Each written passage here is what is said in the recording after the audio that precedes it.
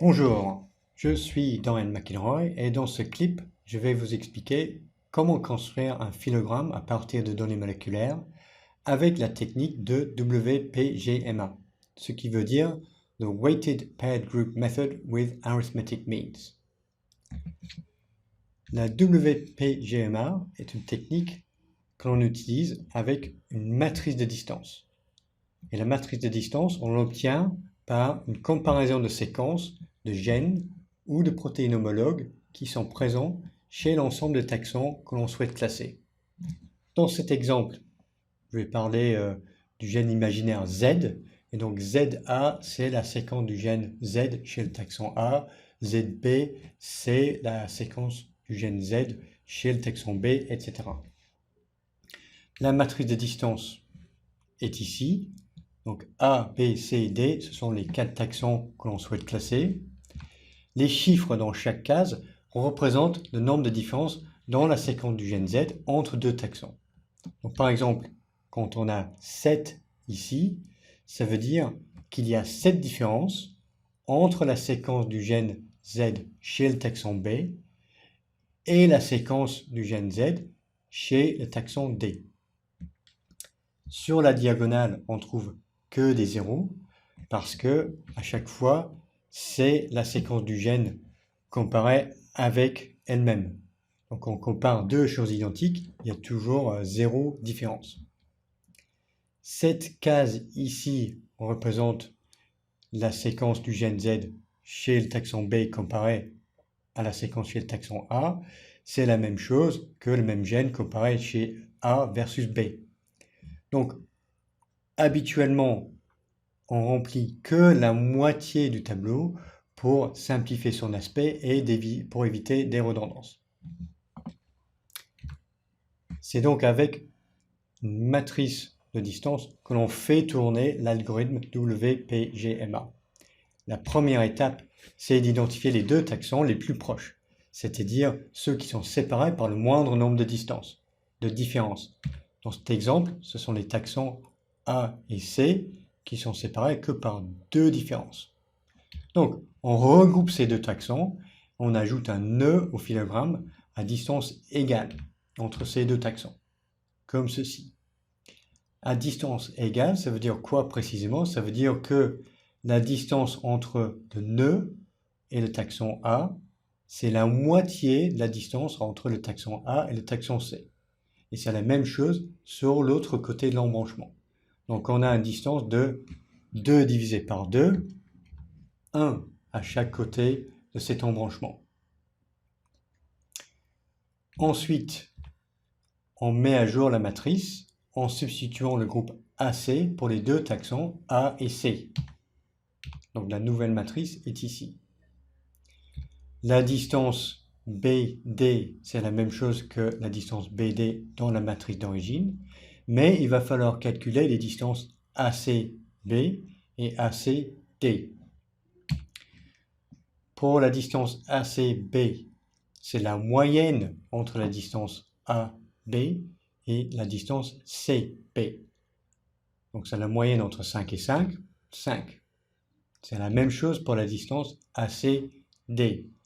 C'est la moyenne entre la distance AD et la distance CD. Donc on a 8 ici. Avec notre nouvelle matrice, on retourne au départ et on refait tourner l'algorithme. Donc première étape, on identifie les deux taxons les plus proches. Cette fois-ci, c'est le taxon regroupé AC et le taxon B.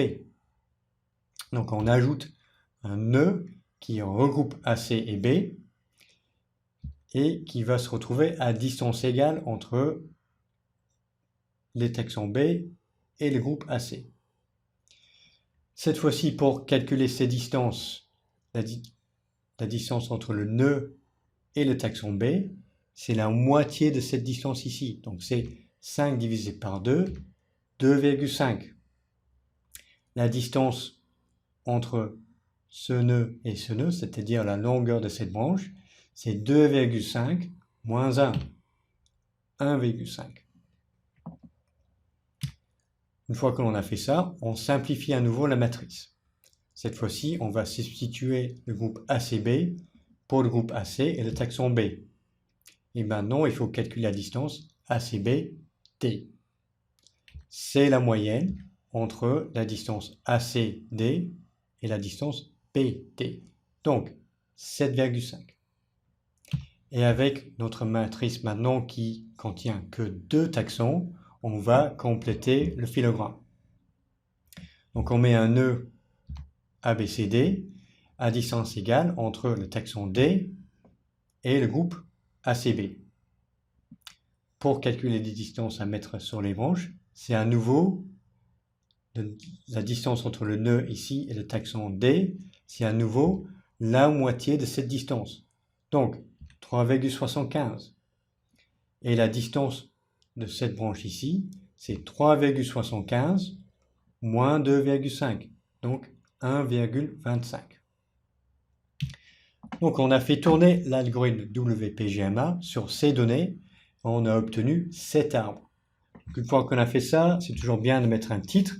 Donc cet arbre, c'est un phylogramme qui représente les relations évolutives entre les taxons A, B, C et D, établi par la technique de WPGMA à partir d'une comparaison des séquences du gène Z. Donc, pour résumer, la WPGMA, c'est une technique de distance qui permet de construire un phylogramme, c'est-à-dire un arbre phylogénétique qui représente la topologie et la distance évolutive entre les taxons. C'est un algorithme simple et rapide, c'est ce qui permet de la faire tourner à la main comme ce que je viens de vous montrer. Par contre, ce n'est pas une technique parfaite et en particulier, elle ne fonctionne correctement que si la vitesse d'évolution est constante sur l'ensemble de l'arbre.